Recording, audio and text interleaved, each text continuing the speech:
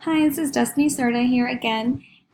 With my first official video for my YouTube channel, The Teacher Mom.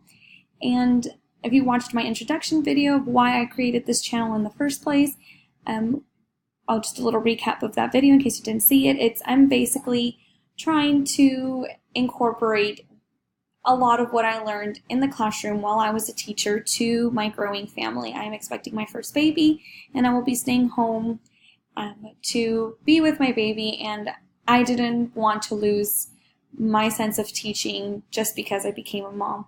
And then I thought all these strategies that I was planning on using with my baby, I can share with parents and they could benefit from it, can get a kind of sense of what's going on with their teachers in their kids' classrooms, but also just applying simple strategies in their everyday life to just help them be a little bit more successful and maybe just feel like they've got a little bit more control over their children's well-being and success, and just being very intentional in how we spend time with our kids and making sure that we are doing out-of-the-box original things with them and just taking everyday activities to the next level to help our kids be successful. So I wanted to start with this one because I believe it's the most important one, and it is begin with the end in mind. And this is actually habit 2 of the 7 Habits of Highly Effective People by Stephen R. Covey. So my husband loves this book and he's constantly quoting it to me.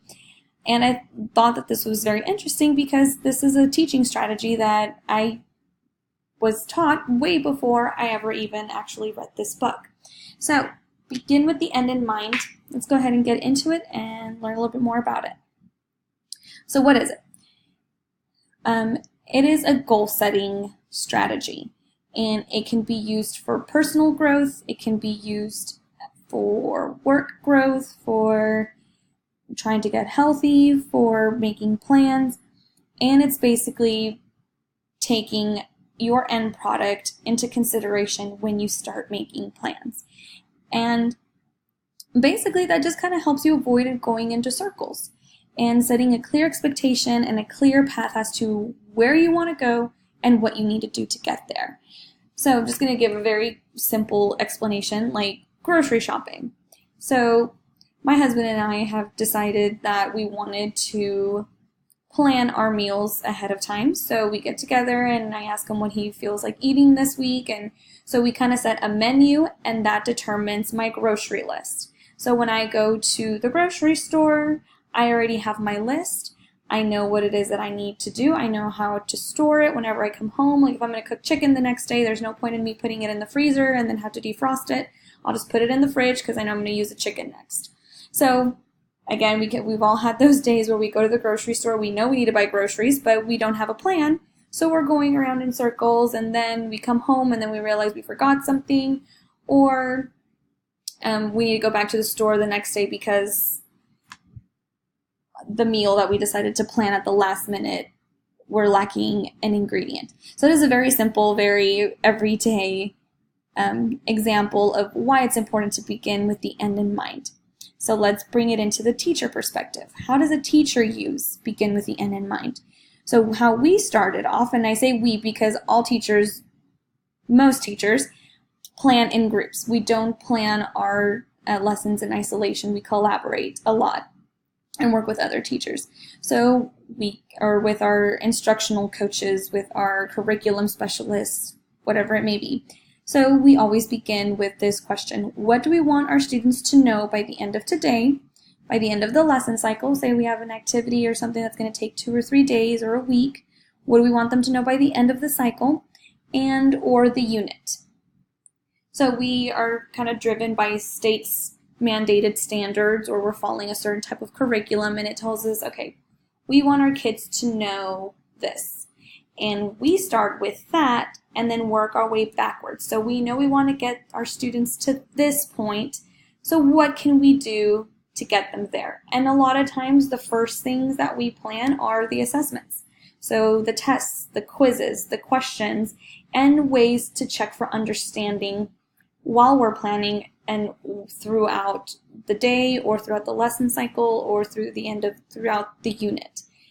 So it is very intentional, and we also do a lot of research. So we've got this expectation, we've got this standard that we need to meet, but we look for resources, we look for books, we look for how other teachers have applied this, we ask each other, and then we start planning our very specific, day-to-day lessons and activities, and we pull our resources.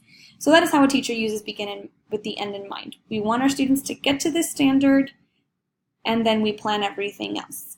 And a lot of times the first thing that we look at is the test. What is this test going to look like? How are we going to get our kids to be able to be successful in this test, or in this project, or in this presentation? And we try to get all of those resources ready for them throughout the lessons to get them ready for them to reach that standard. Okay, I hope I'm not losing you. Next, so how can you use begin with the end in mind at home? So it's very simple. You set a goal for your child or your children, and then you think, what can I do to help my child get there? It has to be a realistic goal. We are not going to expect our 3-year-old to recite the alphabet and give us a word for every single word without it shouldn't feel like a test to them, and it shouldn't be anything that they shouldn't be capable of doing based on their age, their abilities, and all of that. Also, you want to create checkpoints along the way. This is very important because this is what a teacher does every single day. We model it. If we want our kids to speak in complete sentences, then we have to speak in complete sentences. If we want our students to write neatly, we need to write neatly. And it requires a lot of practice, and again, the research. So depending on whatever goal you made, you may have to do a little bit of research behind it as to how can I get my kid to be there. If it's, well, here, let's go to the next slide so we can do the examples. So examples, how can you use this at home? Here are some examples. Maybe getting to bed on time. Maybe we have a very inconsistent bedtime schedule, or we have a child who doesn't want to go to sleep because they're having too much fun. They're having too much fun with you. They're having too much fun watching TV.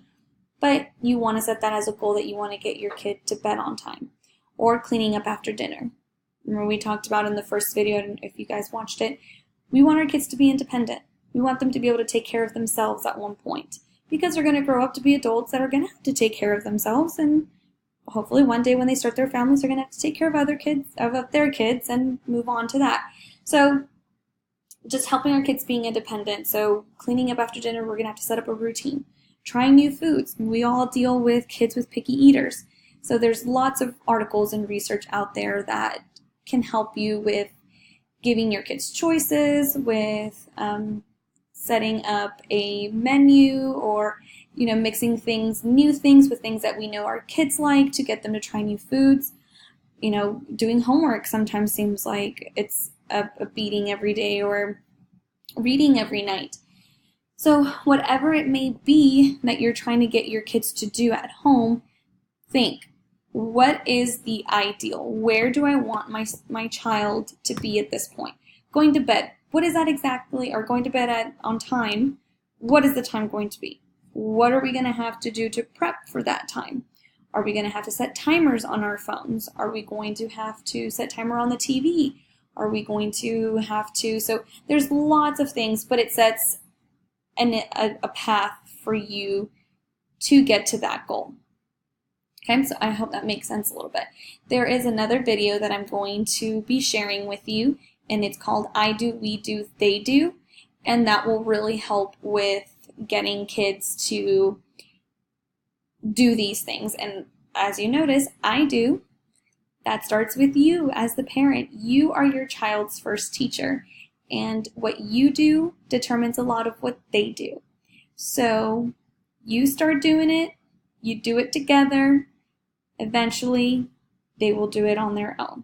It takes time, it takes consistency, it takes practice, and it takes lots and lots of patience. But beginning with the end in mind, what do you want your child to be able to do? And then what can you do to help them get there? And how are you going to eventually have that child do it by themselves? So I hope this was beneficial. I hope this was a little eye-opening. And like I said, this is a good habit to have all around, even for your own personal things. But it's important to help our kids set goals and communicate with them why that's important. So watch the next video, and I hope this is beneficial. Bye.